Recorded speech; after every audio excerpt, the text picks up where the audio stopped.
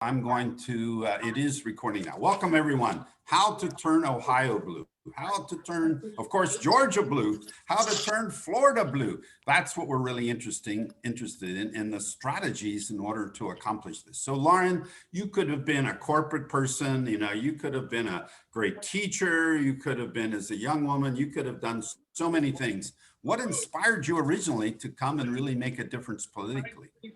And there was a threat Well, of it's black wonderful to be here. Thank you for sharing. Thank you, been warned Brewster about that. and Connie Pillage. I see Kathy Dreamhouse and Eileen Trout, many friends of our family on. I do think everybody needs to mute. Yeah, I think I'm going to have to start this differently. So you can see the I think it's amount. Diane's iPad. How do Then I want to show you. how do I do mute everybody? Oh yeah, mute all. I found it. So now everybody's going to be muted. But everybody can unmute themselves. Okay, so we have a different game here now. Sorry, Lauren. No problem. Yeah, so No problem. yes, we have a new way of doing this now. Everybody has to unmute when they want to speak with Lauren and with the group. Yes, please proceed, Lauren. Absolutely. And it's wonderful to be with so many folks and leaders and organizers in Cincinnati. I was reflecting before this call, before I met Brewster and before the 2010 Strickland reelect, I lived briefly in Northside in Cincinnati. Wow. And worked on a school levy campaign. I think it was in 2007. Many of you probably remember. Yes. Yeah. And it was such a tremendous school levy effort. We brought together teachers, the building trades unions in the schools, the community. It's a successful effort. And I think it's just such a model for how we're going to need to do our work everywhere across the country, is that cross-dimensional organizing. Yeah. And it's hard and it takes time. So the other thing you should know about me is half my family is from Cincinnati. My mother grew up in the Cincinnati area. My father grew up in the Cleveland area. And I met Stacey Abrams in 2011 after Strickland's tough loss that year, and a really difficult time for Ohio Democrats. Kasich came in, and we had told people he would, and he did go after collective bargaining rights and teachers through the anti-labor push in 2011. And he has heralded Kasich nationally as of this big moderate. But what folks know who are living in places like Southwest Ohio is he cut the local government fund and really pushed local tax increases down, and was able to sort of build this moderate presence and push back against Trump, which we were all grateful for. But his governance was not moderate and really has left Ohio communities struggling. Mm-hmm. The other thing that I think back on in those years, and Brewster probably knows this, some other folks on the call probably know this, is that decade where Strickland was elected in 2006, if you go back to 2006, Republicans had run Ohio for about the last 16 to 18 years up till that point. There was really Republican dominance at the state government level. Ohio was a battleground those years at the federal level, but was not really a battleground in state government. It was really Republican dominated.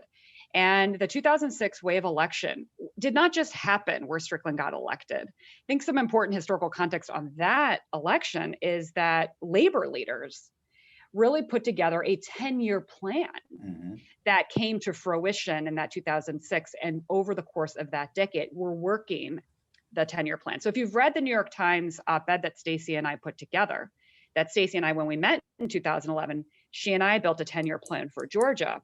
I just want to remind folks that Ohio had that 10-year plan in place by some lead strategists, mainly out of the labor movement, with leaders like Joe Regola out of AFSCME and others really leading the way in that decade. And in that decade, we had big wins for Ohio Democrats. We had a Democratic governor. We had most of the Democratic constitutional office holders. Briefly, we had Democratic control of the state House. And we had huge wins, like Congressman Steve Driehaus and others were elected in those years, 2006, 2008. So it was a really golden era. And I think what we all know now is how short-lived that moment was for state Democrats in Ohio and back to Republican control. So really, we had a 4-year gubernatorial term with down ballot wins and congressional wins, and then back to Republican control. Right. So I think part of thinking about a 10-year plan for Ohio is being really honest about that. we have not been a statewide battleground at the state level. We've been a federal battleground. We've carried the state for Obama twice. Sherrod Brown has gone back to the US Senate. But I think that's where, if you read the op-ed, we talk about really understanding and being honest where you are and how you got here and where you're going. And so I think one of the things that I have noticed with Ohio Democrats is a lot of cognitive dissonance. When I worked in Ohio from 2006 until about 2011, did a little bit of work in 2012. Ohio Democrats, myself included, we were used to getting whatever we asked for out of the nationals, out of donors, et cetera. We were used to being the battleground state that money and attention flowed to, from organized labor, from the national committees, from the presidential campaigns, from the Democratic Governors Association, the millions that flowed in. Not to say we didn't work hard those years to raise that money, but it just came. Yeah. When I met Stacey Abrams in Georgia 10 years ago, no one gave a damn about Georgia. Every dollar we raised was hand-to-hand combat. And we had to build the reputation over a decade. And so when I speak to some of your phenomenal leaders with whom I am friends, Mayor Nan Whaley, City Councilor Liz Brown, you've got so many great folks in the local, your new party chair, Liz Walters, serving in county government up in Northeast Ohio, your phenomenal minority leader, Amelia Sykes. You've got so many others. Connie Pillich, who's just a killer. I love Connie, she knows that. I think Connie's tremendous. Denise Driehaus, you've got so many great local leaders who are elected and unelected. But what I think I have noticed with some of those folks who I consider my friends is that Ohio is now more like a Georgia in where Georgia was this past decade, that we have to make the case. The money's not just going to flow, not after Trump won, how Trump did, the struggles we've had to try to field and elect governors. It's no longer de facto that Ohio is a battleground state. And what I have noticed is that is a very, very difficult shift, right? For those of us like Brewster and others who were in that heyday when it was de facto, that Chillicothe was the battleground of the battleground, right? Right. Those years are just over because Ohio is no longer the demographic average of our country.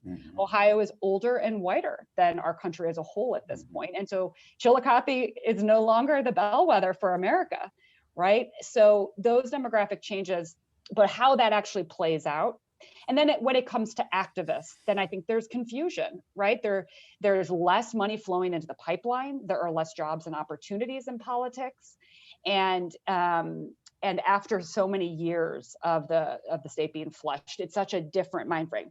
Now, like I said in the op-ed, like I tweet about all day long, I am a big booster for the Sun Belt because the Sun Belt was overlooked. The years that Ohio was in a heyday, a transformation was going on in our Sun Belt. Northerners moving to the South, immigration, and a really multiracial demographic change happening across the Sun Belt. And so I have been a big booster for that. This is the future of our country, right? Yeah. And when you look at the migration patterns, folks from Detroit and Cleveland and New York, they're moving back. African Americans are moving back to the South, or folks like me, liberal whites from Cleveland, are moving to the South, right? There's a whole huge demographic shift happening. So I'm a big booster for the Sun Belt. But that doesn't mean, this is not zero sum. That does not mean we need to say Ohio is written off. That does not mean that states like Mississippi that are not really part of that same narrative in the South need to be overlooked. And here's why, is that with investment and with a longer term plan, we can build, right?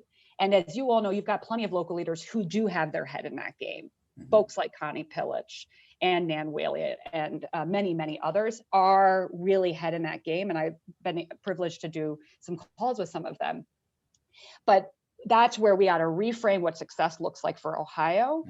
We need to look at that as a 10 to 20 year project. And we need to chart that course. And it's going to look very different than it looked the past 20 years. And that's very hard, I think, to stomach. And we'll go into Q&A, but my perspective on it, seeing that from Ohio and Georgia, is the last 20 years in Georgia had been no investment, right? Essentially, completely written off. So we are hungry, scrappy down here, right? To this day. The difference in Ohio is that last 20 years has been de facto battleground, de facto investment. And so now we've got to look ahead in a scrappier mind frame. And that's where activists and leaders like the folks in this call are essential to that. Having the hope and the vision and focusing on local wins while we also get excited about Portman not running, but understanding that even if we don't win that seat back or don't win that seat, that does not mean we cannot still be winning in other ways, right? We have Jennifer Brunner on the Ohio Supreme Court. We have Senator Sherrod Brown, and we have tons of local elected Dems. So we need to reframe success. And I'm happy to talk more about how we did that in Georgia. But I will pass it back to you, Richard, because I know you really wanted this to be Q&A and interactive. Yeah, you're doing great. It's hard, but I'm sure a question will do. So what I'd like to do is unmute yourself. Everyone's muted. And rather than me finding where you are among 100, let's just trust that unmute yourself and then ask a to-the-point question to Lauren about how to turn Ohio blue. Who's first? Well, Richard, there is a question in the chat from Yes. Connie Pillich. Yay, Connie. And Connie's question is, how have population shifts affected your work in Georgia? Yeah, so and again, we sort of laid this out in the op-ed, which is looking at the data is where you got to start. But this is super tricky, right? Because there's not just one set of data. And this is why we're at the beginning of the decade, it's an opportunity, right? And this is where all of you and your knowledge of Southwest Ohio, though I saw some Clevelanders on here too, but the local knowledge is going to be key. So let me play that out.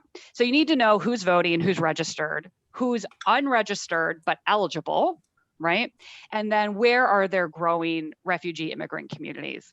And then you also need to take a look at where we're at now with the new census. And that data isn't even available yet. But one thing that is happening is that because Trump attacked and discredited the census and underfunded it, the undercount of poor people, rural people, Black and brown communities is expected to be pretty severe. So 10 years ago, one of the opportunities the census undercount provided me and Stacy knew her state backwards and forwards and knew all sorts of local folks who knew their communities backwards and forwards. They drew a gerrymandered state legislative and congressional map, but they didn't account for communities that hadn't been counted in the census, because you can't account for those communities. If they weren't counted in the census, they don't get factored into your redistricting map drawing. So that's one of the examples of when we say use the data numbers is who are those people? How many of them are there? They are very much alive. Most of them are citizens who have the right to vote. And how might that help you do some registration campaigns or other work in that community to get some local, hyper-local wins? So my super brass tacks example of that is there was a undercount in Georgia is pretty bad. And then when they gerrymandered the state in 2011, they drew themselves a supermajority in the state House and state Senate. And we were able to prevent their supermajority because of that level of data and knowledge. And we won 4 seats that they had drawn for themselves, prevented it on the line, right at the line. And that is the story of Stacey Abrams. She's been building for 10 years. She was minority leader in that time and just kept chipping away. We still don't have a majority in the state House, but we were able to use those incremental, some relatively small fundraising. But it wasn't just doing the work, it was how it was marketed. And we brought donors along that journey. Yeah. And then obviously the demographics in Ohio are very different. However, Ohio is also going through a very slow demographic shift. Communities of color are growing in Ohio. But let's level set. Ohio is a very different state. About 10-11% of the electorate is African American in Ohio right now. 30% is African American in Georgia. Georgia is the most racially and ethnically diverse battleground state by a lot. We also have very rapidly growing Latino and Asian American populations. All our diverse communities of color, all of them are on growth trajectories.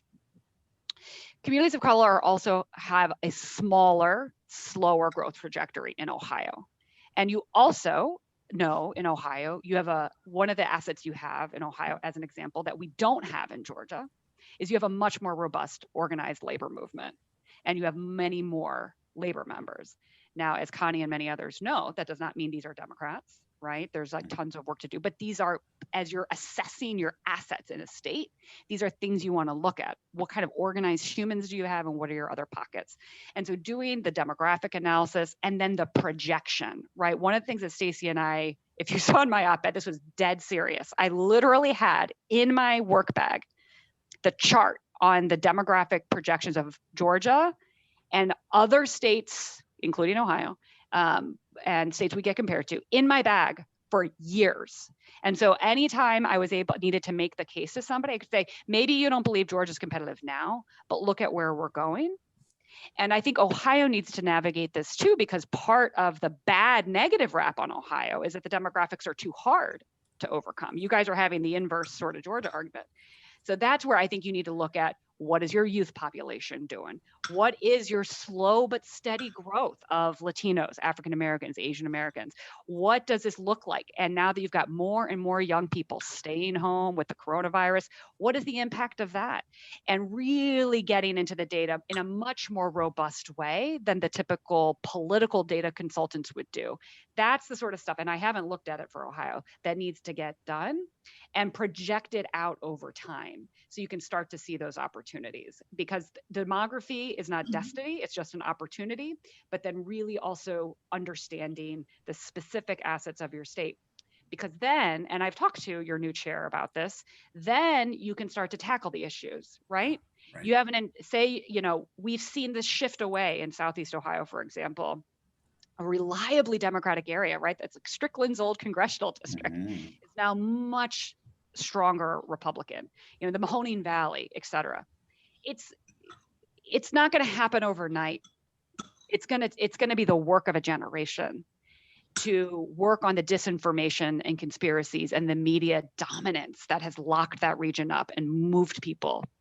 But there are things we have learned about disinformation and radical right-wing media that could be put in place over time, over literally 10 years, to start to chip away, to reach those folks who are now unreachable in the media and right-wing conspiracy networks that they are in. So these are big projects. None of this is easy, but I was literally fighting with the Biden campaign a couple of months ago about investing in Georgia. So don't think for 1 minute that Stacy and I have it. None of this is easy.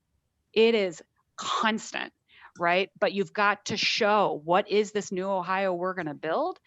And sometimes winning is not losing as bad as you thought you were going to lose. And that's where you have so many tremendous young leaders. And what's hard is there's not one person that's leading all of this, right? But you've got to sort of lead it in coalition and in an ecosystem of groups. And that's where I have a lot of hope for Ohio, because you've got those folks in place. But I think activists and community leaders need to be thinking about that sort of, what are the local wins we can focus on? And how do I hold the leadership of these organizations accountable, but also support it, right? And there's a million examples I could give on that, but I will pass it back to you, Richard, for more questions. Thank you. Just Yes. a heads up, Lauren, to move when you hold your microphone, just to be a little further away from your lips would help with that. And I'd like to have Merrill Newman, who is the leader of Ohio Progressive Action, the Ohio Progressive Action Coalition, or leaders, OPAL. Merrill, what comment or question do you have for Lauren? So it's, I think, sort of two related questions, which is, it seems like you were able to do a good job of forging a coalition of multiple coalitions. So for example, like my network is a coalition of Indivisible and other grassroots leaders from across the state. But then there's, obviously there's, C3 and C4 groups, some of which we partner with on occasion, but a lot of which do their own electoral work. And then there's the party, which again, sometimes we work with, and then there's the county parties. So how were you able to, bring those different ecosystems together to maximize your efficacy when doing electoral outreach and avoid redundancies? And then, related to that, and I don't know if this is a similar issue in Georgia, but, here in Ohio, as you know, we have this county party structure, and the county parties really vary quite, extremely in terms of the type of work they do, how effective they are, whether they have precinct captains, whether like here I'm in the Columbus area in Franklin County, our county party does, in my opinion, way too much primary endorsement work and not enough general election work. So did you work with county parties in Georgia, or what would you recommend here with regard to that? So thank you, Meryl. Lauren, you've got two parts there about the grassroots and the parties.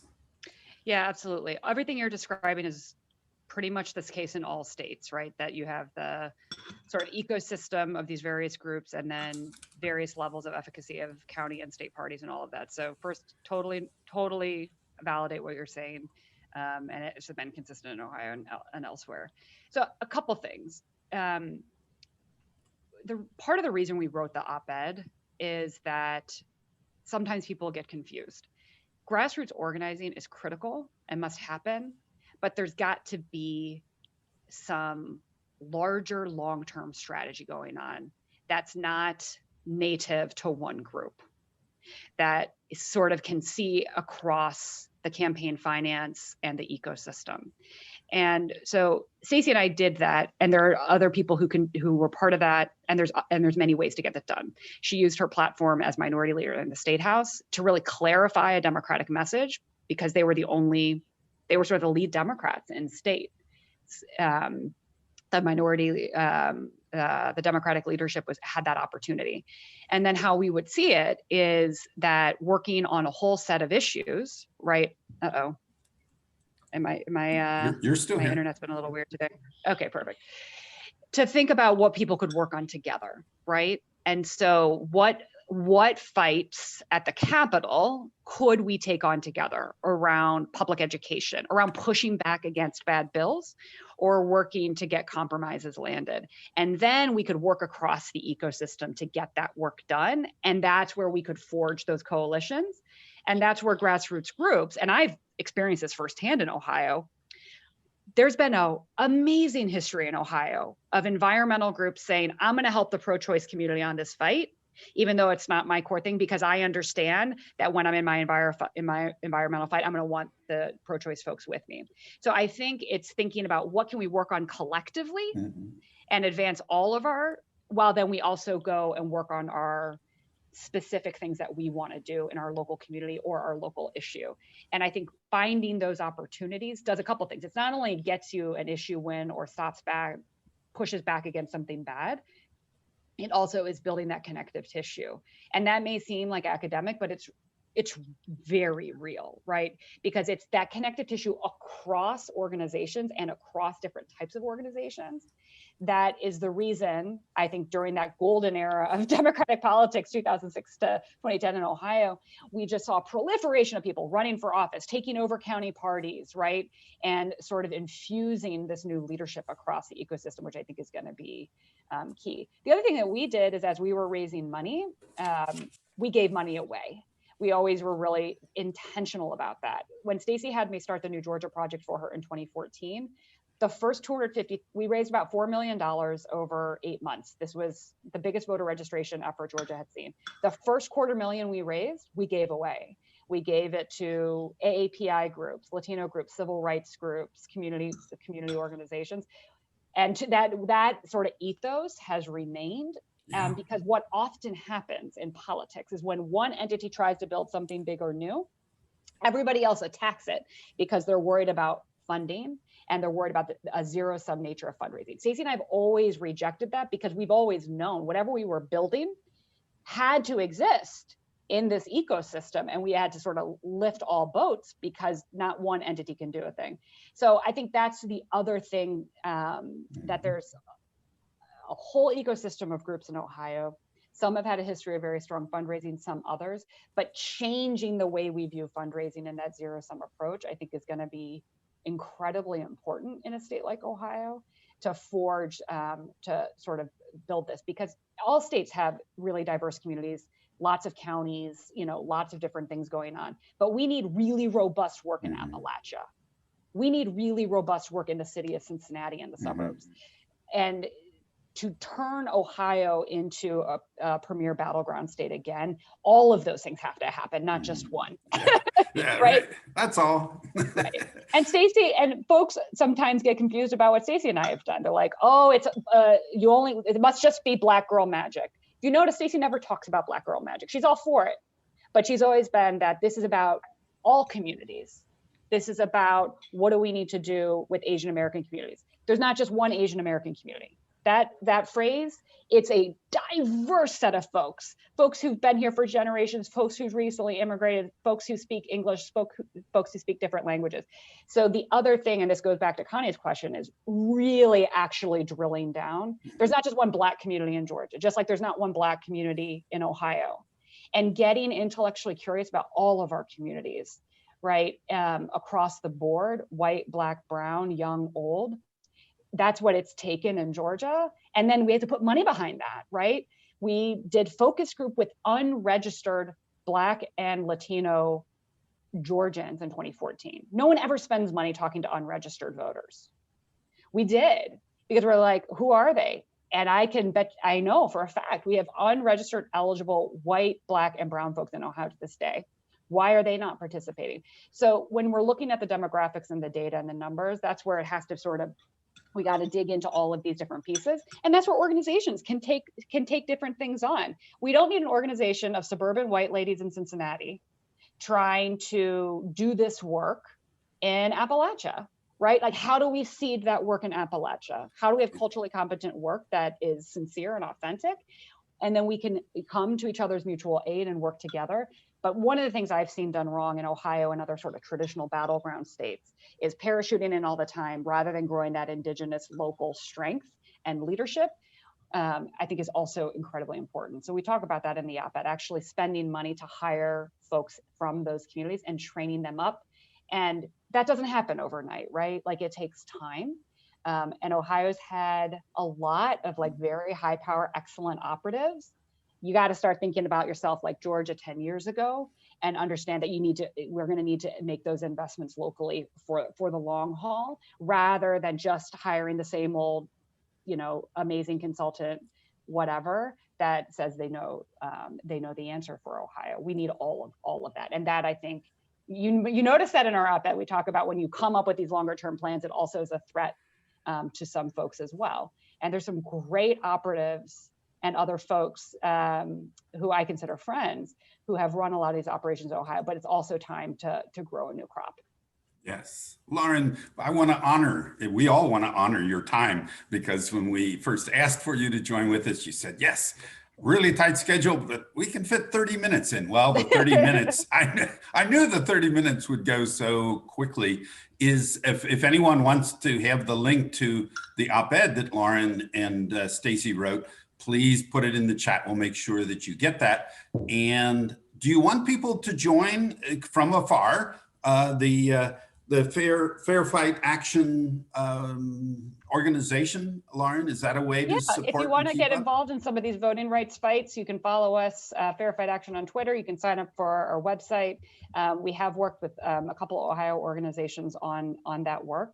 And then the big fight that we all need to work on that is going to impact Ohio and everybody is we've got to get HR 1, HR 4, DC statehood.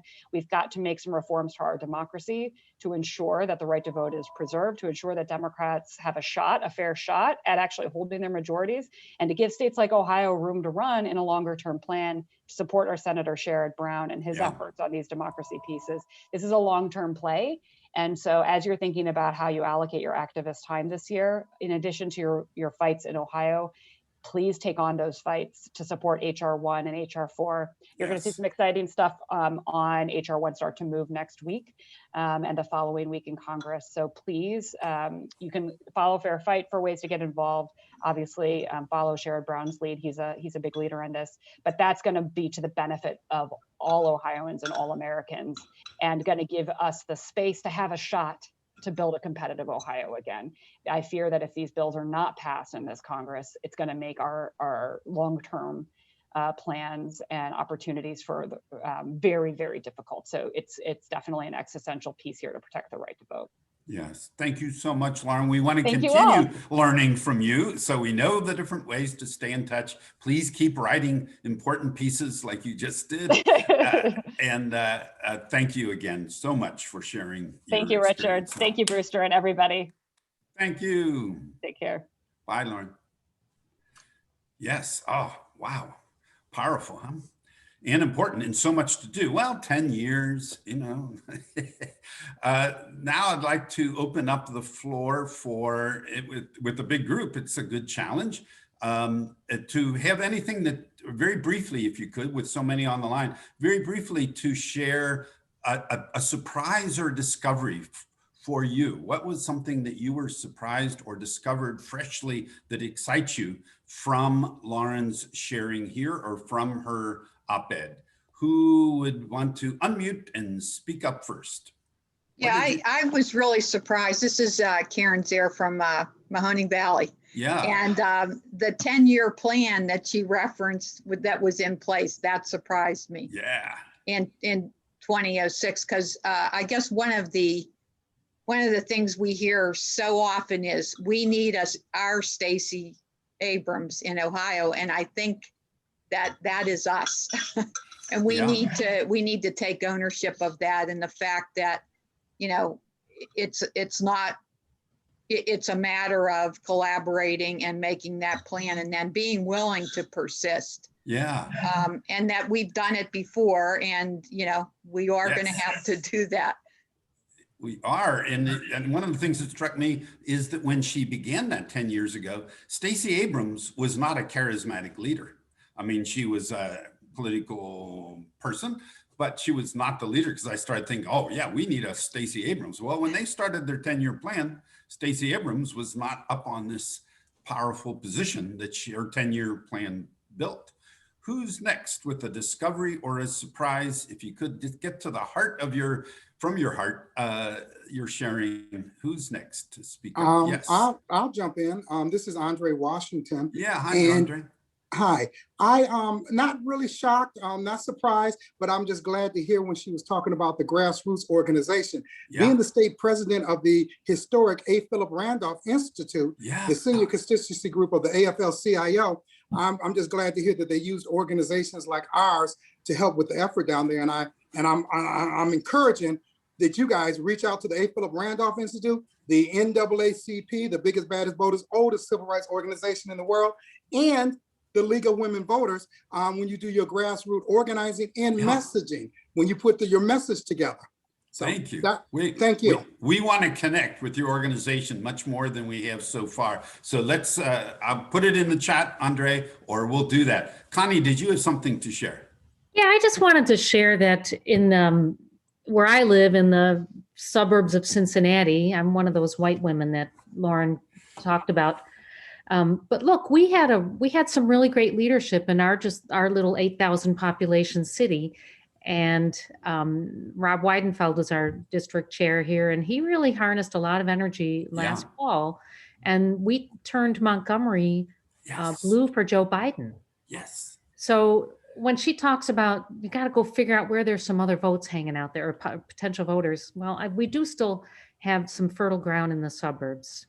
Yeah, good. Thank you, Connie. Who's next? What's the surprise? Meg. One of the things I would like us to do is do really good open analysis after election cycles. Because I didn't know that you turned Montgomery blue for Joe Biden, and I don't know the implications of that for the rest of us who are working in other neighborhoods. I barely know what happened in my neighborhood. Volunteers will spend 30, 40 hours a week doing this work. We are rarely told actually the results, let alone do we have a chance. Good point. Speak with folks like you about what didn't work and targeting what did work and what we should be doing more of. That's left to the higher ups. We're the ones who talk to the people. Yeah. So the folks, and just one other point, the folks who are talking to the grassroots folks are the ones who are canvassing door to door and chatting, not just knocking on doors and delivering the message, but actually taking the time to listen to people, especially the people who say, no, I don't want to talk, right?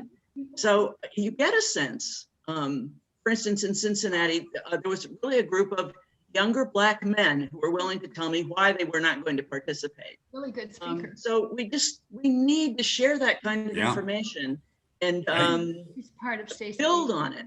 But she used to live here. Yeah, thank you, Meg, so much. Who's next? A surprise or a discovery?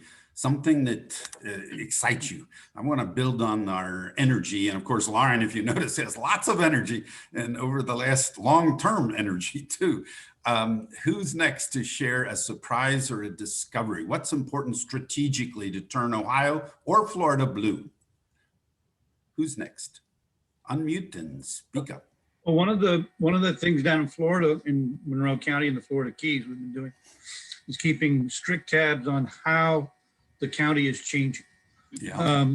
So that we used to do that on a like election cycle basis, but now we're doing that on a monthly basis because it's so dynamic. The changes are so dynamic here. Just to give you an example, from 2018 to election to 2020 election, the average age in our county declined by 10 years. That's Wow. huge over a 2-year period. Of registered voters, right, Phil? Yes, registered voters. Yep. And so Yeah. we're keeping tabs on all the demographics, and we do that on a much more frequent basis to understand. And then that drives our messaging. It drives our media. For instance, we've had a lot more Hispanic people come in, and that's the fastest growing demographic group that we have in the county. And so we're doing a lot more ads and Facebook posts, Twitter posts, and Instagram posts, all in Spanish rather than in as well as English. I mean, we do both.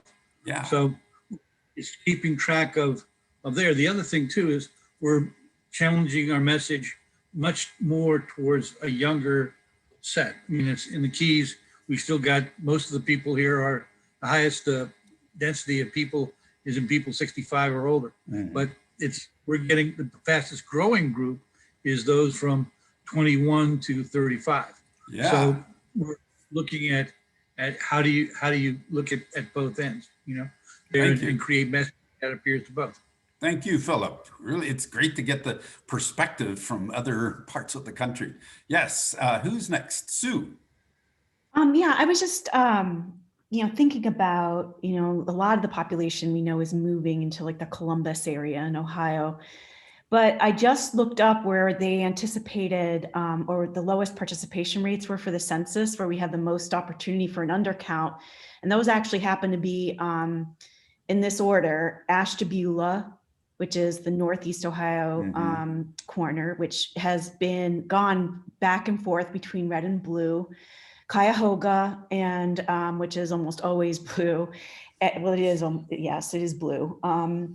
And then Portage, which I was surprised to see, which interestingly enough is going in a very red direction. That's where Kent State is. And, I was just sort of like, where are our opportunities? Like, I don't know what the actual census counts are going to look like, but it might be interesting to sort of look at those gaps. I mean, I think Ashtabula was 60%, less than 60% participation in the census. Yeah. So it's just sort of some things to think about. I don't really know what the answer is. Yeah, good. That's the way to do it. We keep communicating and asking the right questions is a lot of the work, Sue. Greg has something to share.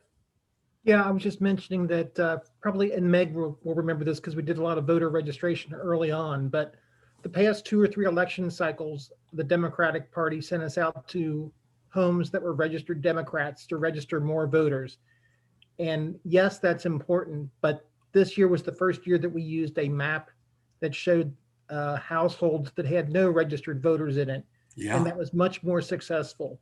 So maybe doing things a little differently and not relying solely on the Democratic Party to find out the answers to things is the better way to organize sometimes. Yeah. And just doing something different. Good point, Greg. Jean Henderson. Okay. Lauren mentioned going into a deeper dive on demographics. Yeah. And one of the things that I was curious about was in the Midwest, the youth vote in Ohio was very similar to that of the increase in youth vote was very similar to that of Michigan and Wisconsin and the other Midwestern states. But we were the only state that didn't move in a blue direction. And figuring out, I don't know, like going from there, going from a place where knowing that our percentage of youth vote was on par with these other states. What happened in Ohio? That's what I'd like to know a little bit more about. And I don't know how to find that. Right. We can help each other, maybe. It's a great point. One of the things that one of the members that's active within Bold New Democracy has really dove in deeply early with the Lauren and Stacy's article op-ed in the Times. And I asked Gary Robbins to take his deep study of that and share or frame for us a strategy from his research that he thinks would really make a difference. I appreciated your deep dive into that, Gary. Would you share what one of your key discoveries might be? Thanks, Richard. That wasn't such a scholarly research, though. It came from a reading of Stacy and Lauren's article and talking it over with you. The things that struck me, I made note of the history map of Georgia over the last 30, 40 years that showed the shifts. Sometimes I think in Ohio, we don't really know much of the history, or we don't keep it in mind as we're going forward to really see the shift and how it's going and going and going, and most recently going red. So I thought the way that she laid that out was a helpful back pocket kind of thing to have whenever you're talking with people who to get them involved in politics, or is to really have that picture of how things are shifting and maybe even get to discussing why. Second thing made me reflect on is especially during the senatorial runoff in Georgia, it was interesting to note how from Georgia, they were saying that when they go out and talk with voters, they are talking about their local issues, which were healthcare, jobs. I forget what the three of them were that they were focused on. In contrast, the national commentators were all saying we're going to win over the Senate. Externally, folks were focusing what that does for the United States, that they would win in Georgia, but locally they were crystal focused on what's in it for Georgians, which leads to this 10-year vision plan. With a key component in that grabbed me was this being able to crystallize the key things unique to our state that are important issues for Democrats to stand for. A short enough list that you can rattle them off and have stories to tell about them. Yeah. That I don't ever recall being a part of such a vision where when I'm knocking on the door talking about a Democrat, what it means to be a Democrat, that you could really share a couple of stories about what we stand for, what we work for in the state of Ohio. Yeah, thank you. And the state of Ohio, that was one of their points. Don't get lured too much by the national story. Yeah. Keep it really focused to the state level. And the last thing I'll note here is in the article, there was lots in there about organizing. Yeah. In 2021, we found ourselves doing a lot of this, virtual gatherings, virtual meetings. So you don't have to wait to a Saturday morning and go out to the letter carriers hall to have a gathering of folks to come together. We can have folks from all over the country, leaders like Lauren, speak to us through virtual meetings. That's an asset that we didn't have before that we need to learn how to make use of at the local level and at the higher levels. Yeah. Thank you, Gary, for your work with that. David McDermott. Thanks, Richard. In reference to Jean Henderson's question, we've got more young people involved. Why are we not trending in a blue direction? When Ohio becomes a topic of politics, the statistic I always hear is there are more white males with no college education. And that factor didn't get discussed much by Lauren, but I'm guessing that is a constituency that she deals with. I'm not sure how you do that, but I think that may be a factor because we are lower than our neighbors in that factor, and that seems to come up frequently. Yep, to understand, really understand who our people are in Ohio, and then how to bring a message that means something to them. And we have those challenges. Antoinette. Yes, two more groups that were brought up in the chat, one by Maureen Simon, are labor unions up in the Lorain County area, where Maureen said that in Lorain County, they lost big, and the local labor unions are trending Republican, and how to get them back. So that, I thought, is another group, based on Maureen's comment, that is important for us to consider. And then Elaine Moskowitz brought up Ohio's rural counties, and that she's heard it's a waste of time to focus on the rural counties. And is that true? So those two different populations of voters, labor unions and rural voters, and any wisdom from the group, or any more comments from Elaine or Maureen about? Yes, thank you. Yeah, how to reach the people in a meaningful way and an authentic way, even before 3 weeks before the election, that we're ongoing with that, reaching to those groups. Who's next? Richard. Hello. Yeah. Well, my name is Mosey Welch, and I couldn't help but notice that Lauren spoke about the League of Women Voters and reaching out to them. And I think Ohio has a really strong,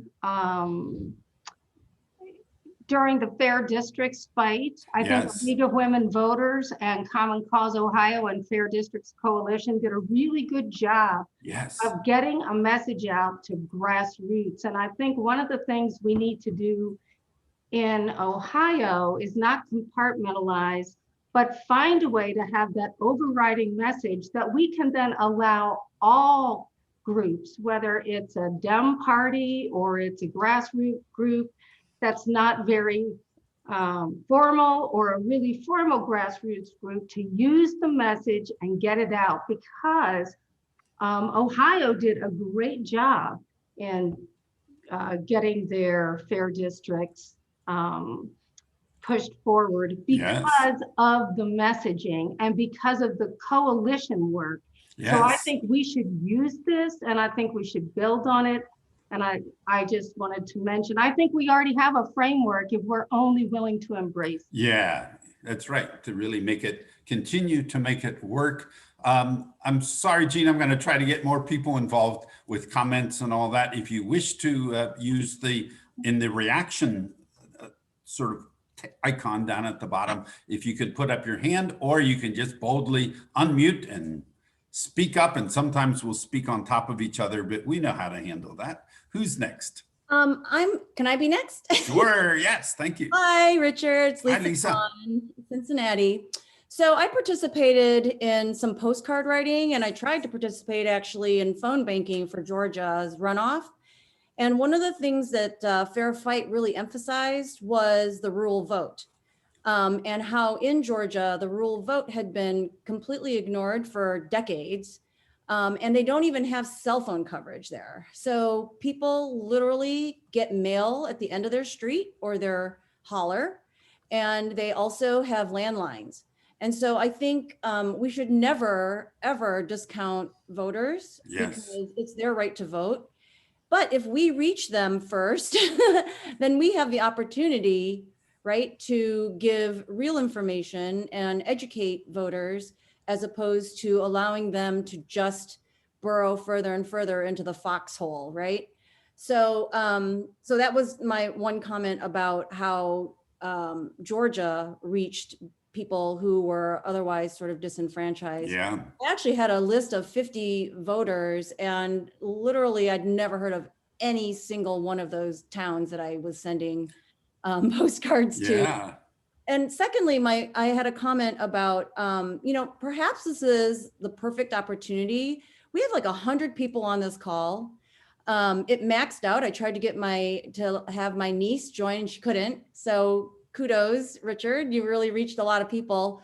I think this is the time that we should all be urging Liz Walters, our new ODP chair, to really try to communicate better with grassroots groups. You know, we tried to ourselves do this with Connect to Elect.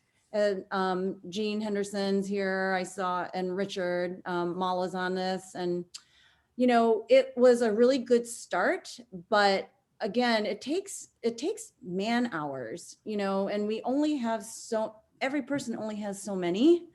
And so I feel like perhaps this is the opportunity that, you know, fresh start with the ODP to have them be sort of that big umbrella and have, you know, deputies or whatever they call them, kind of reaching out to help coordinate the whole state. Because I think we do, like Mosey was saying, we have a lot of tools and that we can be successful, and we're all successful in our own ways, but it's hard to know because we don't see each other. Yeah, thank you so much. I wanted to also share that one of the young leaders in the Cincinnati area, African-American man stepping up into the political arena, is Reggie Harris. And I asked Reggie if he would take a look at Lauren and Stacy's op-ed and share from his point of view what a really powerful possible strategy would be. Reggie, would you share your thinking and exploration about strategy based on these things we're looking at? Yeah, absolutely. First, thank you, Richard, for having me. And I just thought that this is an incredible conversation. And I feel really affirmed in some of my observations based on this conversation. And I took away 3 overall points. And the first point, I think, just highlights what Lisa just shared with us, is that yes, and we have to do it all, and it takes 10 years. So it's like, do we have to connect with rural voters? Yes. Do we have to reaffirm and establish connection with our base, with Black women voters? Yes. Do we need to, like, you know, everything that we said, like, we have to say yes to all of those things, not think that there is a magic bullet, and develop a plan to do. I mean, we have the capacity, and I think someone just said it's 100 people on this call. We represent, you know, we all know other dozen people, right? We have the capacity to do that. So I took that idea away of like, yes to all of the ideas. No idea is too small to develop. Then the other thing I took away from this, and I'm thinking about this from my perspective as someone who is a first-time political candidate, and I've spent the past 4 years prepping for this, is this idea of leadership training and bench building, right? So in the article, they talked about this idea of like losing less, right? Running folks that in the county, so they're losing less. But that also, I mean, there are lots of people who are elected who have run before. That is an emotional toll.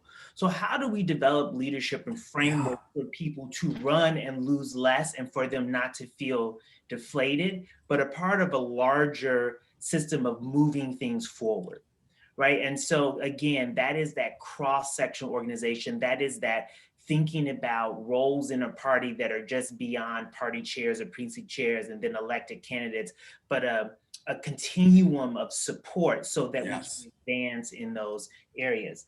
And then the third thing I took away is this idea of messaging, right? So when you go to these campaign trainings, and I've done like 4 of them, right? They tell you everything about running. But honestly, and I would love to hear Connie or, I think Jamie's on here. Jamie is here, yeah. I think the hardest thing is developing the message. I think there's a lot of competent people who run for office, and it's really hard to say, like, why? And so what happens is, particularly, and I'm gonna use the example of like a rural community that is mostly Republican, you'll have a person who is from that community. They are of that community. They are the brother, sister, daughter, spouse of people in that community, but they're progressive. And I think that is a special skill for them to be able to say, you know me, you know my values, you know where I'm from, vote for me. And so that we need to develop from a Democratic perspective how we build those race class narratives that cut across, these things that divide us, but help folks in those communities have people vote for their community, their best interest. And I think part of what's related to that, and I'll end on this, is us not ceding the value argument, right? So I think about in Cincinnati how we banned conversion therapy. Banning conversion therapy for LGBTQ youth saves families. Yes. We save families. We are the party of families. So let's not cede this idea that because you are progressive, that you're not pro-family. I think about Equality Ohio's work. Equality Ohio has managed to get just shy of 1,000 companies, you know, even conservative companies, to say anti-LGBTQ laws, bad for business. Yes. We are an economic driver. We are a party of economics. And so my takeaway is this idea of like, how do we hone in messaging and really think about that, support candidates in their training, and then be comfortable with you know, an all-in 10-year, here we go to turn Ohio. So yeah, terrific. Way to go. Thank you, Reggie. I love the way you dug in deeply and expressed so well too. Marie Dominique, you're next. So if I may add to the conversation, what struck me was the scientific approach of this 10-year plan. And as a scientist, I was especially, you know, I could relate to that. One is the data analysis of the demographics. And I think that is key to understand who, which community to reach, how diverse each county is, and who exactly to target. So that's, I think that is critical, and that may not have been done enough. And that's adding to Craig's point in terms of knowing the map of who is registered, who is not registered, and so on and so forth. So how can we understand the demographic and be able to know who to reach out? But the second thing, which to me was really, really important, is to build this 10-year plan is first to listen to people, to listen to this community, to be able to understand if they don't vote, why, before we try even to convince them to vote, first listening first to their concern, why they are not voting, or what are their issues, what is important to them. And in my view, in the politic world, we don't hear that enough. You reach out to people first, you listen to them first to understand their needs, and then you build up a plan to fulfill this need. And so for me, that was a very important message that Lauren gave today. So adding to many other things that people have already covered. Yeah, thank you, Marie Dominique. Yes, the importance of that real person-to-person connection. Stacy she just put in so much, and I know other political leaders here have done that as well, is that it's, I mean, it's fun to meet new people. We're limited, of course, during this period with the COVID, but to really do that. And then I try to send messages to politicians that I know and work with to say, maybe speak a little less and listen a little more. I think that is key of those kinds of things. And one of my heroes is Jamie Kessel, because we were looking for who was going to run in District 2 and in the congressional race previously, and Jamie stepped up and did such a great job. Lose less is what Reggie mentioned and Lauren and Stacy wrote about. Jamie, I'd love your perspective, what you've learned from this and from your own experience around strategy to turn Ohio blue. Yeah, Reggie hit home with the lose less is an emotional toll. Yes. If you are a strong candidate, this is a full-time unpaid job. So it's hard to keep doing over and over and over. Yes. It's a place of privilege because a lot of people can't afford to do that. So that's one thing to keep in mind too, that you are investing in these people. And as they build name recognition, you might think, oh, they're not going to win, so why am I giving them money? You're investing in them. You really need strong candidates and strong organizers. And those are how we're going to flip Ohio. If you have a candidate that people are super excited about, they're going to show up and turn out. And that's what happened with Trump, that we didn't really see coming from these rural folks. They were excited about him as a person. And, we're shaking our heads like, why? And that's what we need to delve into now, because there's going to be an effect of that for time to come. We need to break that folk hero that he set himself up to do. And hopefully he's doing it himself and we'll get, repercussions for his actions. Yes. But running in O2, I saw a lot of problems. That first month that I jumped in, I was during the holiday parties last year. And I remember being in Brown County and the leaders there said, tell David Pepper to get down here. We really need the support. We have people that want to knock on doors. They need help organizing. And then with Highland County, it's an older group and they didn't even know how to do the technology and to organize that way. And they just fell off the radar completely. They couldn't even do the Zooms. So those chairs, we really need to support. And I think it's a state party issue. So hopefully Liz Walters will have some sort of support in place for these chairs to help them organize and get up to date with the technology and to reach these people. There is a strong Democratic mayor in Chillicothe with Luke Fenney, and I see him as having potential in that section of Ohio. Also in Portsmouth, I witnessed the new opening of the headquarters there, and there's huge opportunity in Portsmouth to grow the party. And there's a huge population of African-American folks too that are waiting to be, talked to and spoken to and seen. So there's definitely opportunity even in our very red gerrymandered O2. But it is going to take time, and we need to look at the long game and think about these candidates and supporting them.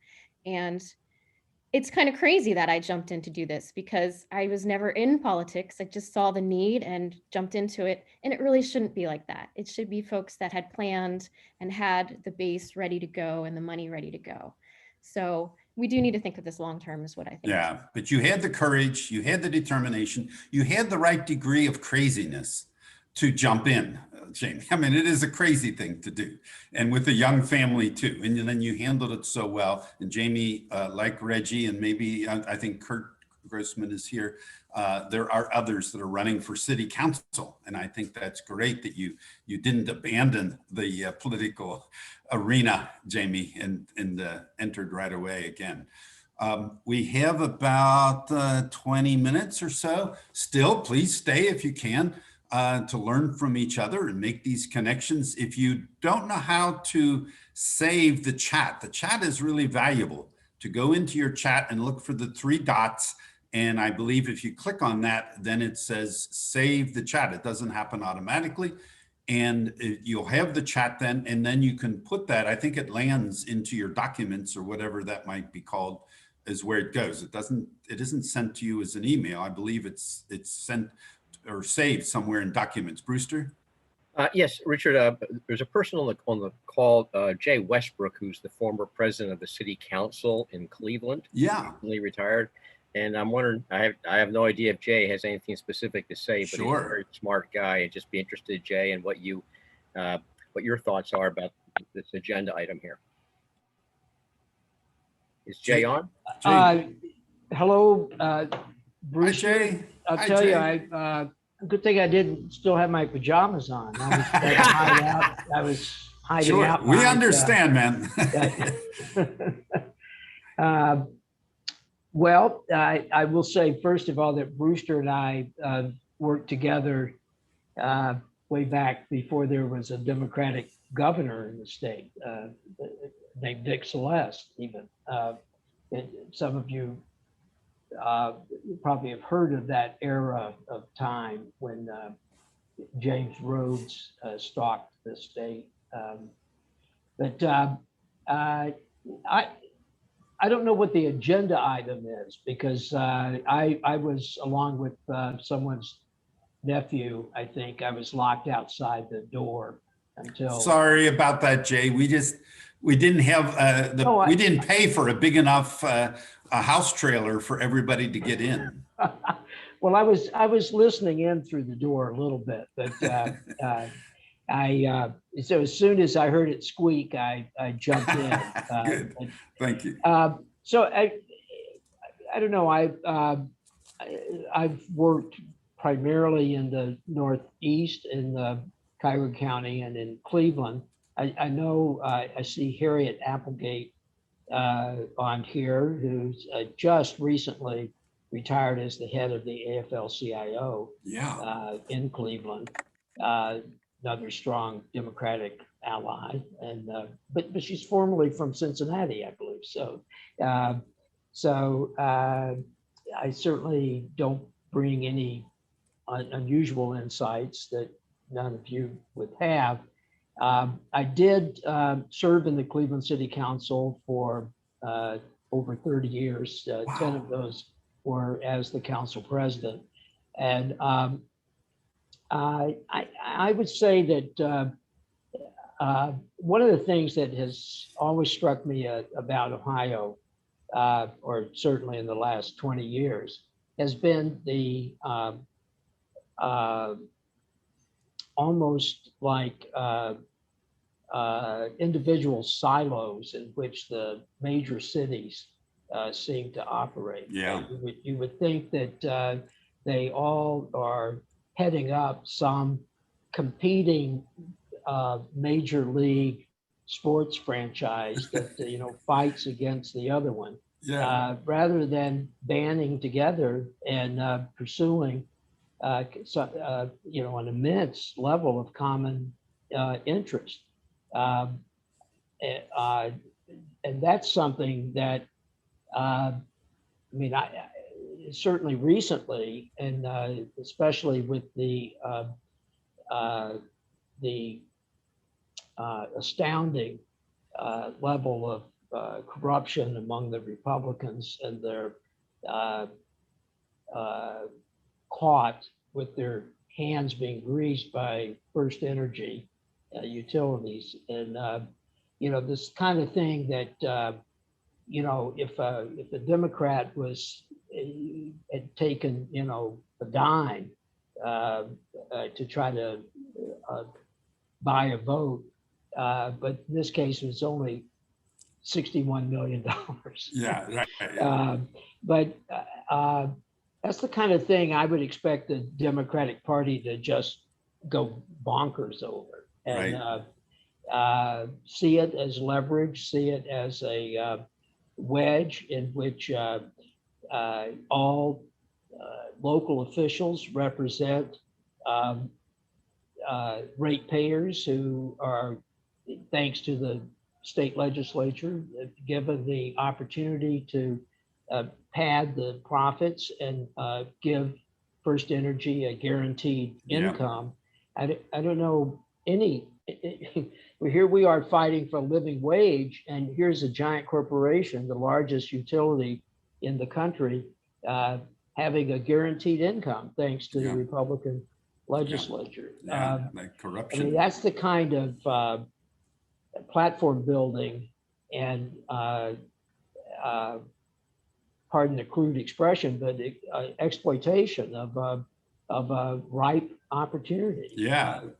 That it takes, if a football player goes out and fumbles the ball, but there's no opposing team on the field, it's not surprising if no one picks it up. Yeah, right. But we've got to do that. Yeah.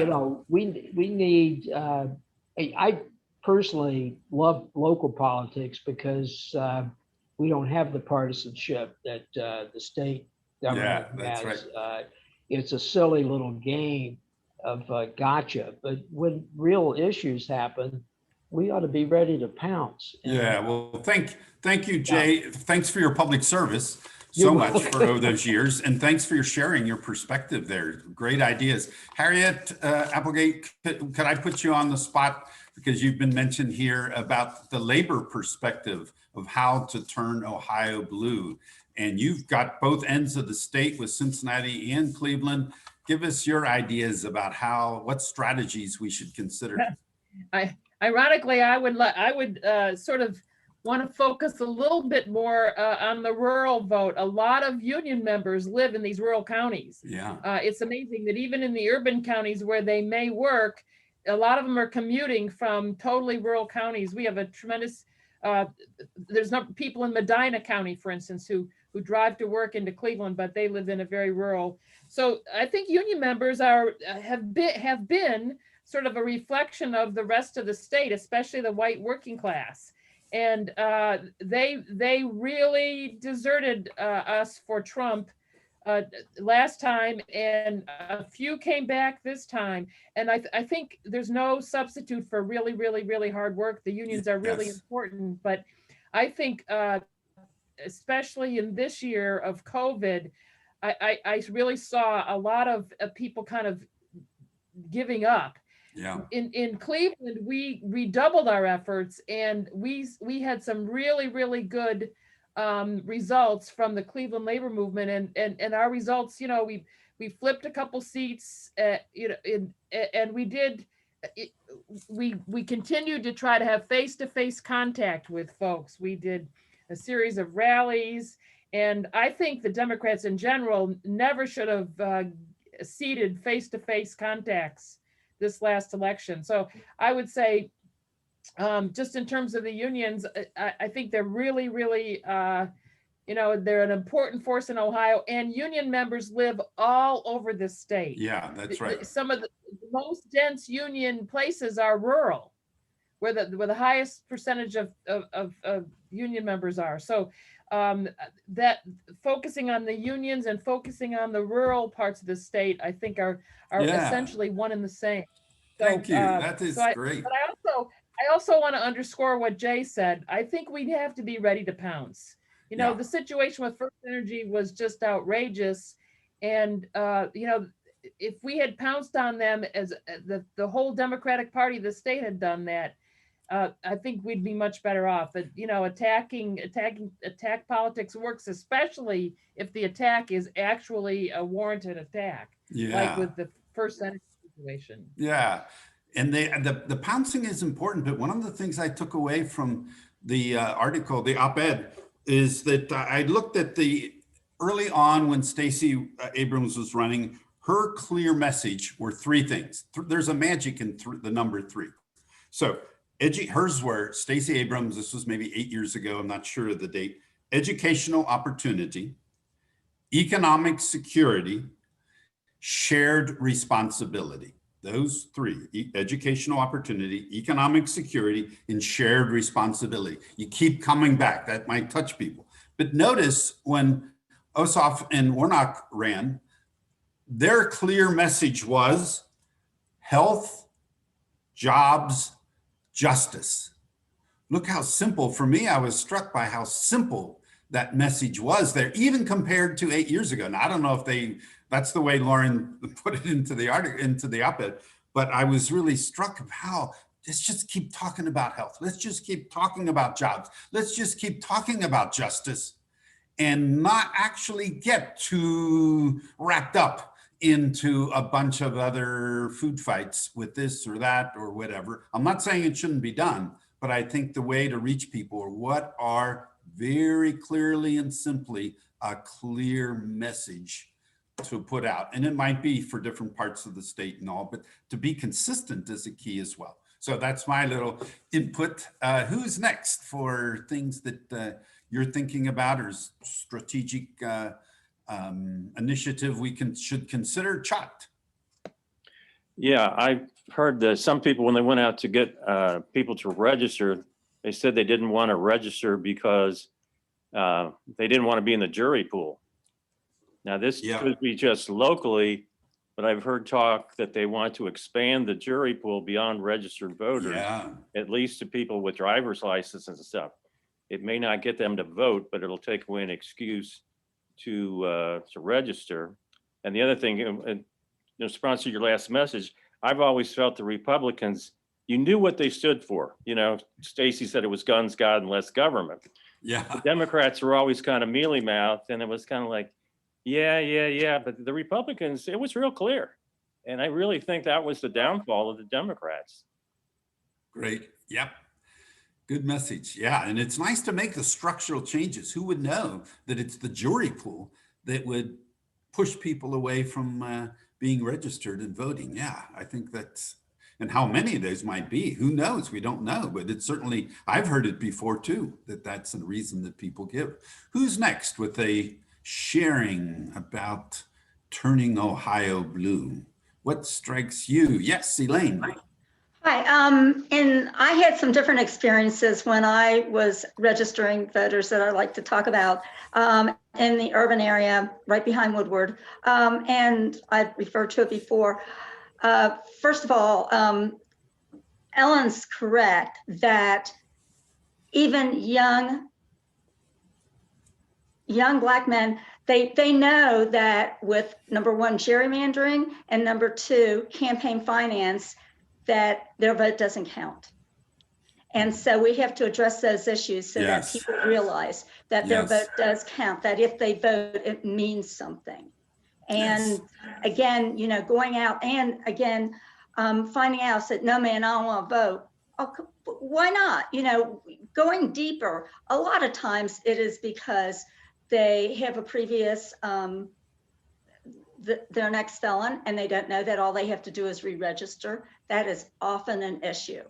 And of course, we couldn't get into the jails because of COVID, but I want to get back into that, you know, as soon as we can. Yes. And register people that feel that even if they vote, their vote doesn't count. It doesn't mean anything. They don't have a voice, because that's the people that I know and I can relate to. Yeah, absolutely. Thank you. How to convince that. Desiree. Good afternoon, everyone. I just wanted to pop in really quickly. Thank everyone here who supported my congressional campaign this past cycle, and to tell you a little bit about what we're planning at Innovation Ohio. I'm really excited to see this working group. I'm a Xavier alum, so I have lots of Cincy ties. Yeah. For all the youth people here. But I think in dissecting and sort of thinking about what happened in my race, where I was polling within the margin of error, and then the results were not as favorable as we had hoped. And also talking to those voters that the person who was just speaking mentioned, Black voters, Black men, talking about why their vote does count. I wrote a viral hip hop song that Hillary Clinton and everyone else shared, where we tried to break down sort of schoolhouse rock in a hip hop way to reach them. Yeah. One of the things I've learned is that, I didn't know this, but I just found this out from actually Prentice Haney, that Ohio, the state of Ohio, has more Black people than Alabama. Wow. And so if we think about how many Black voters turned out in the Senate race to get Doug Jones elected, when they felt compelled, when they felt obligated to show up, when they had a reason to fight, they voted. Yeah. So think about how we could do that here. I agree. I don't think our demographics are like Georgia. I do think that we do have better demographics than Minnesota. And Minnesota is a blue state. And so Minnesota can do it, so can we. So I'm really excited to lean in on messaging, and I look forward to working with you all over the coming months to talk about and think about how research, messaging, and framing will help reach voters, prospective voters, so that we have a compelling message both in the C3, C4 space, but also for candidates and for the party. So that's just my 2 cents. Oh, good going. What part of the state are you in, Desiree? So I'm from Dayton. I'm in Dayton now, but I represent Innovation Ohio now, which is based in Columbus. Oh, good. If you don't mind, put Innovation. Many of us want to connect. We certainly follow some of the news and all that Innovation Ohio, but please put Innovation Ohio's website. And if you don't mind, if you trust the group, to put your email in there so that we could reach out to you too. That's really important, what you've done. Brewster, who is on the board, just shared the website. I will share my email address, and I look forward to staying in touch and keeping you all updated on how we are working really hard to turn Ohio blue. And if we can't turn it blue, let's have a 5-year goal of turning it violet purple. That's right. Yeah, that's right. That's exciting. Thinking that bigger picture than maybe just the next election. We have to think in a bigger picture than that. We have about 5 minutes left, a couple more sharings. Thank you for staying. Who's next? This is Ruth. Yeah, hi, Ruth. I love the idea of having focus groups with those who are not registered, because it gives them a voice. Yeah. And one thing, we just heard it. People don't vote. They don't think my vote counts. And that could go for young people especially. And this internet Zoom is a wonderful vehicle. And the only thing is, we can't do a bait and switch. Yes. Whoever sponsors this, you know, just like with nursing, you don't talk about your political opinions. So I just love that idea though that she said about a focus groups with the unregistered. And I was thinking the League of Women Voters or some of us. I mean, I was up by UC when I was registering people to vote, and lots of those young people just, you know, they just shook their head and walked on by and kept listening to their music. They didn't want to register, but if we'd asked, anyway, I'm sure they would have loved to share their opinion, just like I'm enjoying sharing it with you. Thank you. Thank you. Thank you, Ruth. Ruth is a super activist, super out on the streets. I mean, more limited now, of course, but does such a great job in the Cincinnati area. Thank you so much, Ruth. Paul is next. Okay. Yes, and following up on that, unregistered voters, someone mentioned the Republican message of God, guns, less government. That didn't come about by accident. They did a lot of focus testing and learned what messages worked. And then I don't like to use this term, but this is what they did. They radicalized groups that were not active participants, were not voters. They took gun owners who were hunters and through the NRA message to them and made them into a more likely to vote group than a less likely to group vote. Same thing with evangelicals. And so it's to target unregistered voters is good, but we have to have a message, and we can do that through, we talk about union members. So if we can use that and target the union members with a message and really be strategic in how we address the unregistered voters and those who don't show up to vote or those who have strayed from the party, and really give them a reason to vote, and be surgical in how we do that, I think it'd be very effective. So. Thank you, Paul, so much.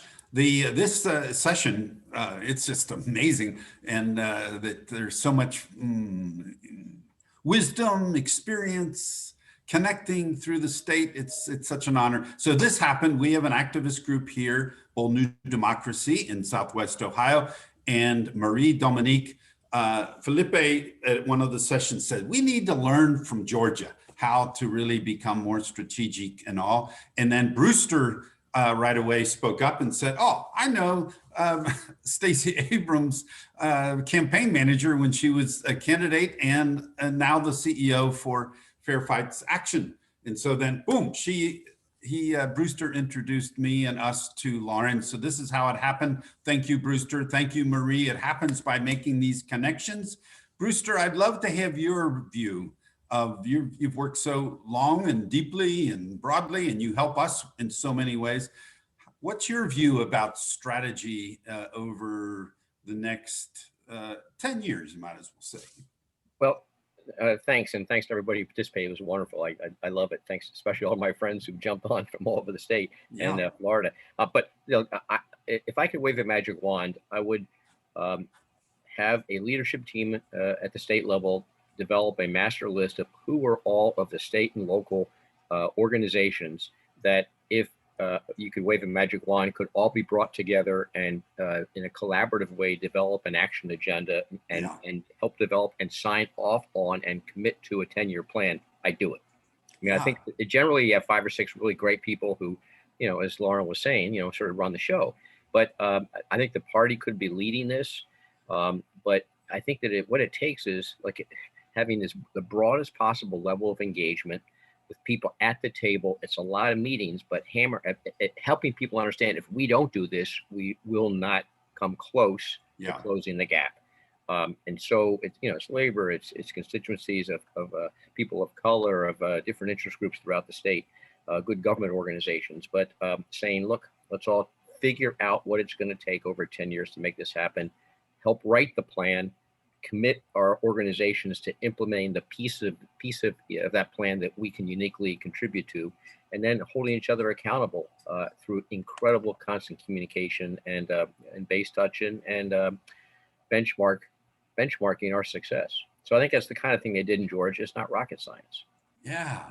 Do you picture some of this coming together, partly because of COVID, Brewster, but also it's in some ways easier to get people together? Do you think Zoom now opens up a new pathway or convening methodology that would actually help to do some of that work around a action agenda, 10-year Yeah, there's agenda? no question. The problem is among a lot of the leadership, grassroots leadership and key constituencies, there's still a lot of turf. People garden their turf.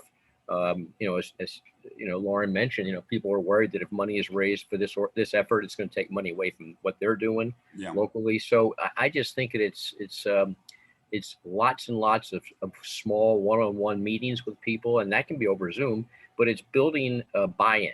I think building buy-in is what has to happen, with the idea that if somebody else has a better idea, great, but I don't know what it is other than building buy-in. Yes. And thinking long term. It's just organizing. It's tough, nitty-gritty organizing work. We're a one meeting lease of 3 more with additional people saying, yeah, I'm on board. I'll commit to being on board. Committing to the process is what has to happen. Yeah. Do you think that there'd be resistance to thinking long term, like we've learned from Georgia? Or do you think, because everybody is short term, what's the next election? What's, Well, we always have to have a short term agenda, like what are we going to do over the next 6 months to a year, but then, and what's the next 3 to 5 year plan? But ultimately, what is the long term 10-year plan to make us a battleground state again, with the goal being to have political power in the state to help implement an agenda that we are committed to, that we believe is going to help working families, low income people, to help build prosperity for all in the state of Ohio. Yeah, thank you.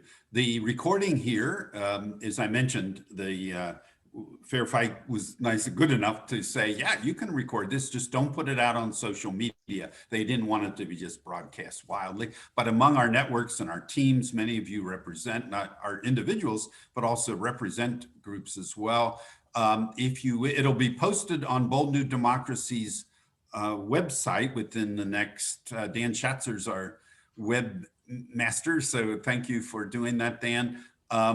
It'll be posted there. If you'd like to receive an individual copy, I can send that to you. And if just put in the chat your name and just say recording or something like that, we'd love to have it shared with other key people through the state and through different organizations, the recording and the learning here. If you'd like to receive invitations to Bold New Democracy, please put your name and just the word subscribe, and then you'll get the actions and invitations to trainings such as this and other things that we organize here. Closing thoughts, not so much thoughts about strategy, but just closing thoughts of how you might feel or what you notice inside your body or in the place that likes to believe in hope.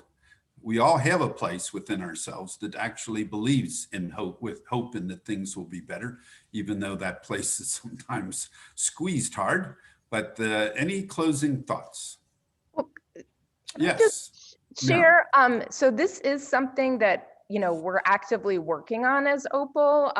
That we are sort of a statewide coalition, and we're very invested in building the electorate. So I put the link in here several times, but one of the things we need to do is be respectful of all of our time. So I just rather than constantly, recreating the wheel, and I think I also wrote in the chat that we are meeting, Opal leaders. So if anyone joins Opal, thank you. Being part of it on Saturday with Liz. Good, thank you. Try to work going forward. Great, that's in the chat too. Thank you. Any closing feelings? Thank you, Meryl.